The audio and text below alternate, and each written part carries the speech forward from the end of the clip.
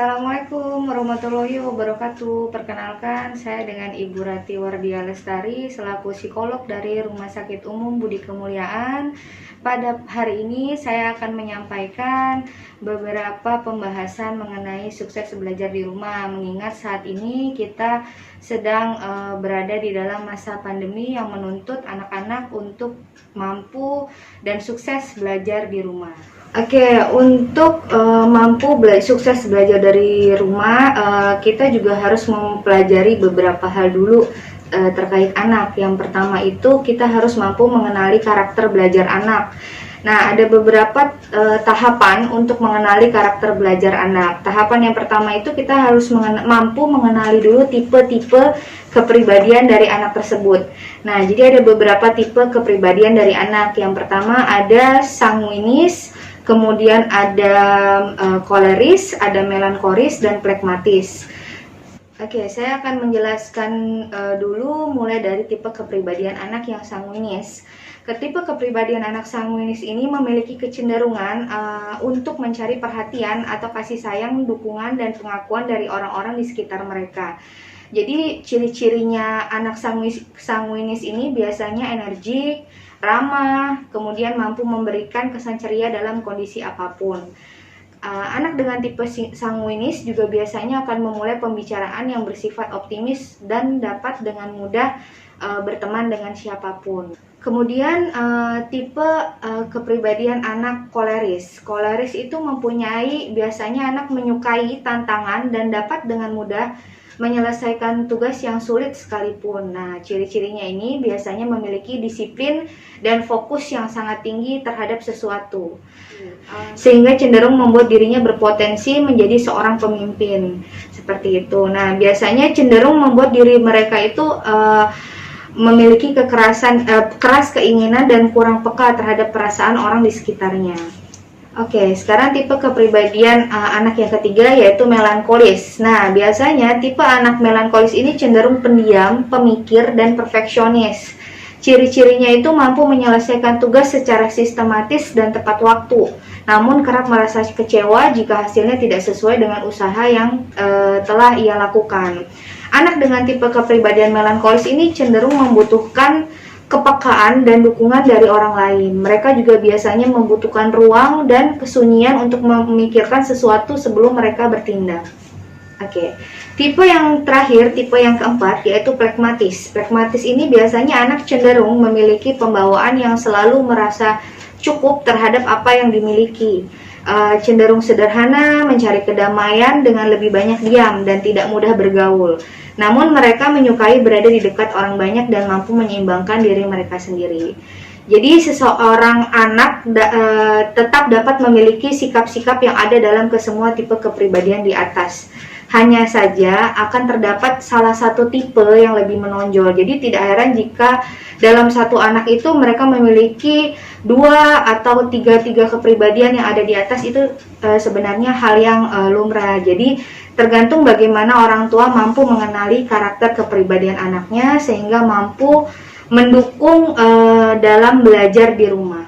Nah, setelah orang tua mampu mengenali tipe-tipe kepribadian si anak, baru nanti orang tua mampu melihat karakter belajar anak tersebut. Jadi tahapan yang kedua itu setelah mengenali tipe kepribadian si anak, sehingga orang tua mampu melakukan pendekatan kepada si anak, baru orang tua mampu menerapkan karakter belajar yang sesuai apa, atau karakter belajar yang tepat untuk anak itu seperti apa, tergantung dari kemampuan anak itu sendiri. Jadi ada beberapa karakter belajar anak atau gaya belajar anak. Yang ada 3 gaya belajar anak itu dari tipe visual, auditorial, dan tipe kinestetik. Oke, tipe visual itu biasanya anak mudah mengingat apa yang didengar dan dilihat. Cenderung suka membaca daripada dibacakan. Jadi ketika menjelaskan teori kepada anak tipe visual harus ada gambaran atau contoh pengaplikasiannya. Ciri-cirinya biasanya anaknya suka mencoret-coret, cepat lupa pesan verbal, tipenya teliti dan detil. Kemudian tipe auditorial itu biasanya anak mudah mengingat dan memahami apa yang didengar dan cenderung berbicara sendiri pada saat melakukan pekerjaan. Ciri-cirinya mudah menghafal dan membaca dengan bersuara, senang jika dibacakan dengan nada berpola, kemudian suka diskusi, menyukai musik, dan cenderung talk aktif. Jadi suka tahu kan nih, misalkan kita ngelihat anak kita kok kalau menghafal dia harus mengeluarkan suara ya. Nah, itu biasanya tipe anak yang auditorial. Jadi mereka akan lebih mudah mengingat ketika mereka mendengar suara dibanding mereka hanya membaca saja atau dibacakan. Kalau dibacakan itu biasanya yang tadi, yang tipe visual.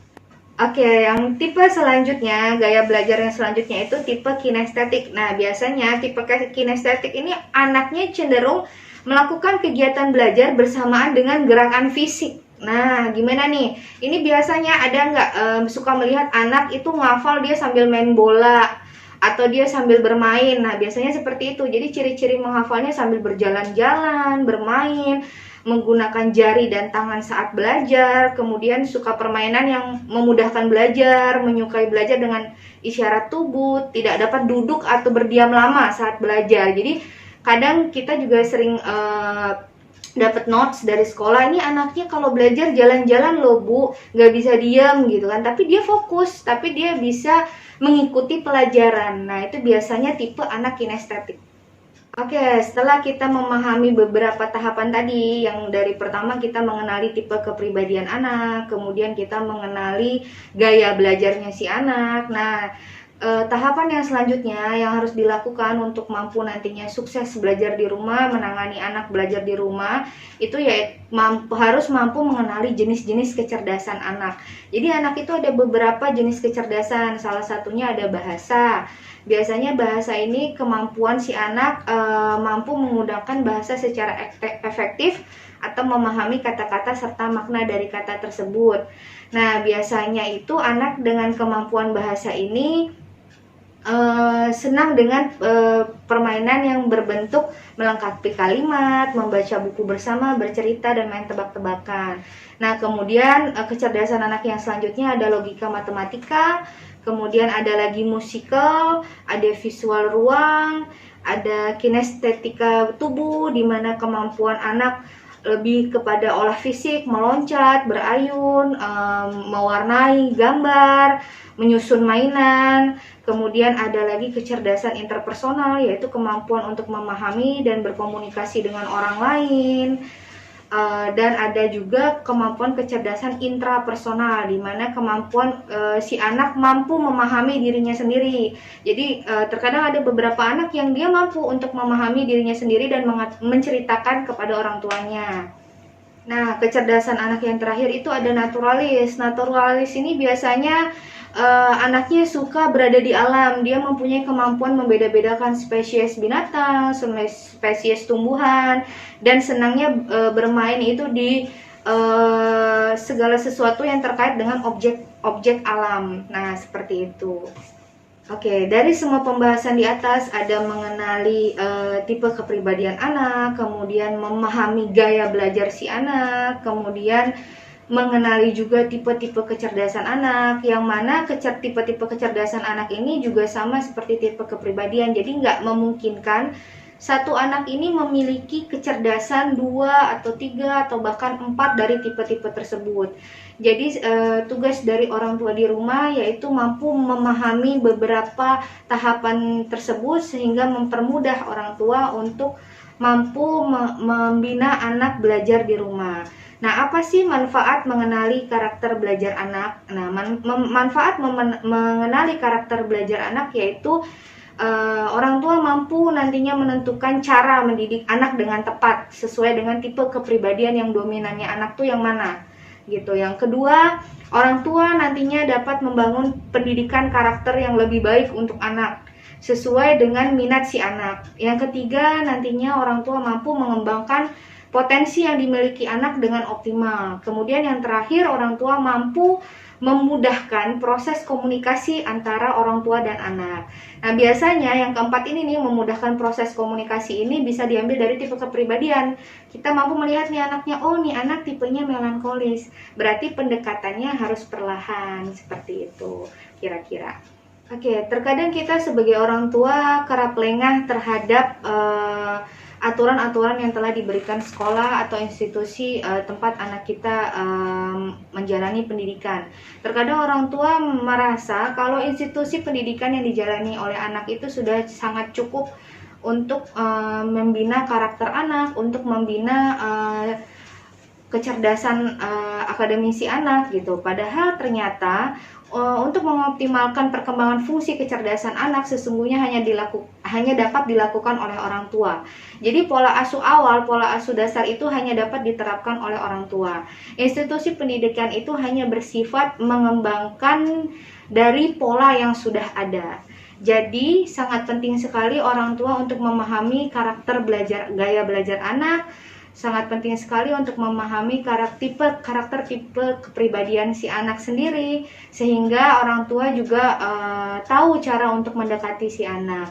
Jadi untuk orang tua di rumah selama masa pandemi ini, jangan dibawa tegang dalam mengajar anak. Jadi harus lebih rileks, harus lebih melakukan pendekatan yang intens terhadap anak, sehingga anak juga mampu membuka dirinya dengan orang tua, dan proses belajar mengajar juga jadi lebih lancar lagi. Tetap semangat selama di rumah dalam menjalani masa pandemi ini. Dan jika ingin membutuhkan konsultasi lebih lanjut, boleh datang ke Rumah Sakit Umum Budi Kemuliaan, di mana kami sudah menyediakan poliklinik psikologi yang nantinya akan bertemu dengan saya langsung, dan kita dapat menjalankan konsultasi dengan optimal jika memang dibutuhkan. Terima kasih Bapak-bapak, Ibu-ibu atas waktunya mendengarkan materi pada hari ini. Nantikan materi-materi selanjutnya. Mohon maaf jika ada kesalahan kata selama penyampaian materi. Assalamualaikum warahmatullahi wabarakatuh.